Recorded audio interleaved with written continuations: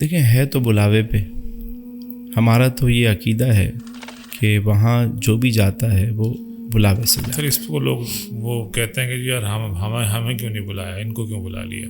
یہ عشق و محبت کی بات ہے۔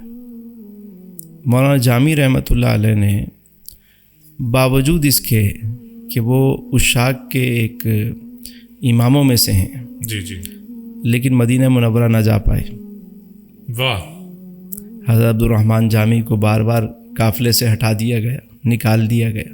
مطلب بلاوے کا نہ آنا اس بات کی دلیل نہیں ہے کہ وہ وہاں پر منظور یا محبوب نہیں ہے۔ میں تو یہ سمجھ پایا ہوں کہ یہ ان کی مرضی ہے کہ بلا کے نواز دیں یا آ کے نواز دیں، سبحان اللہ سبحان اللہ، تو مالکوں کی مرضی ہے نا جی۔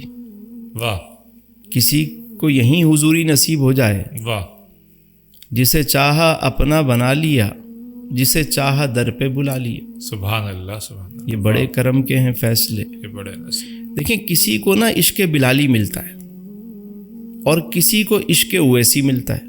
واہ واہ واہ بھائی، واہ واہ واہ، کیا اچھی مثال دی ہے، واہ کوئی ہر وقت قربت کے مزے لیتا ہے واہ، اور کسی کو دور رکھ کے جو ہے وہ نوازا جا رہا ہوتا ہے۔ بس ان کی نگاہوں میں رہے، واہ، کوئی یہاں رہے یا وہاں رہے۔ اب جس عشق میں سے اسے خیرات ملی ہے وہی رنگ اس پہ ہوگا۔